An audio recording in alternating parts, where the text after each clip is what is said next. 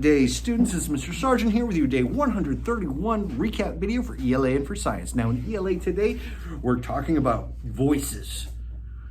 No, not the voices Mr. Sargent hears in his head, but we're talking about character voices and giving a character a voice.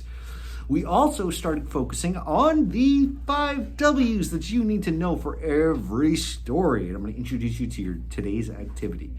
In science, well, we talked about superheroes and what we can do to save the planet. So ladies and gentlemen, go ahead and sit back and let's learn. So to start off in ELA today, we talked about this character right here. Yeah, I know. One of my all-time favorite characters in any movie, story, anything.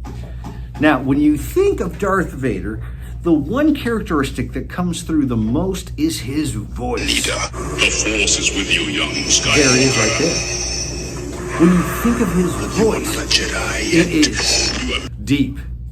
It's sinister. Someone in one of my classes today said there's a hint of sadness in the voice. And absolutely there is. Now, when you think of Darth Vader, when you think of any villain, they have a distinct voice, don't they? Where you know the minute that you hear them, it is a villain. Now, in other circumstances, we have, say, someone like this. Well, this isn't a villain, isn't it? But if you listen to their voice, yeah, this is definitely not a villainous voice, is it? Now, when we're talking about characters and character voices, we're talking about giving these characters a certain personality through their voice. Now, when we're reading a story and we're reading it as a character, it shouldn't sound like you. You're not the character. You're playing the character or acting the character. So as we read this week, one thing that I want you to do is practice your character voices. Now, let's take a look at this activity right here, and I'm going to show you how this works.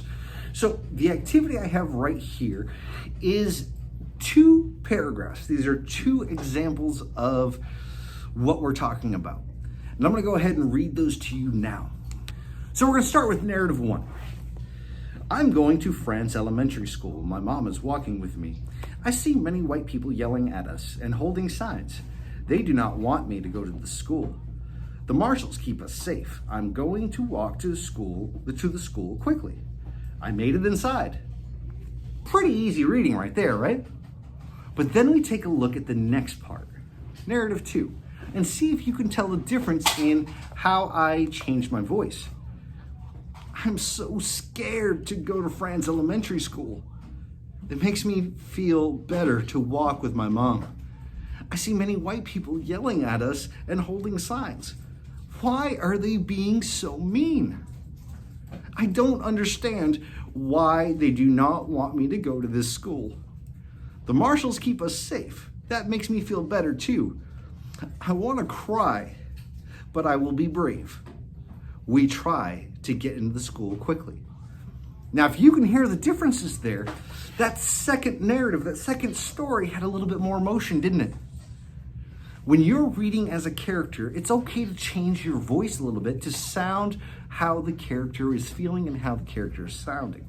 So this week, this is going to be one of our big focuses of what we're going to do and what we're going to learn to do. The next activity that we did is right here, and this is called Know Your W's. Now, if you check your email today, you will find a new vocabulary assignment that's going to be perfect for what we're going to be learning this week. I highly, highly suggest that you go check that out in your email and find the link. Now, the activity that I put in the description below is, well, it's right here. This is Know Your W's. In science today, we've talked about superheroes and what makes them so awesome. Now, we've had this conversation many, many times, but today's superhero discussion had a more scientific term. Now, for this month of April, I want us to focus on ways that we can save the planet. Right now, our planet is in trouble from pollution, from deforestation, from different things that are causing our planet to get hurt. And we don't want our planet to be hurt. We want it to be there for us so we can live there, so we can breathe, so we can be healthy, and so that we can use the earth to survive. Now, the superheroes that we're talking about today are ones that help fight different forms of pollution. When you think of different forms of pollution, we have water pollution, air pollution, littering, and I mentioned before, deforestation, which means the cutting down of too many trees. So your assignment tonight is going to be create your own environmental superhero.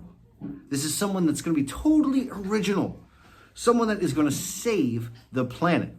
And I don't just want a picture. I want an explanation of what do they have, what powers do they have to save the planet. Ladies and gentlemen, I cannot wait to see your answers. And lastly, I want to talk a little bit about the science fair. Now, in 2 weeks, ladies and gentlemen, you are going to be turning in your science fair projects, and I cannot wait. I can't wait, ladies and gentlemen. So, having said this, every day until then, from 2 o'clock to 3 o'clock, I am going to be opening up my classroom. Well, not literally my classroom, but I'm going to be opening up my Zoom classroom for you to come to me with questions that you have, maybe some help that I can help you with, some ideas, and pretty much steer you in the right direction. So feel free to take advantage of any help that I can give you. Now, you guys did a great job today. I cannot wait to see what great things you will all do tomorrow. So until then, have a great night.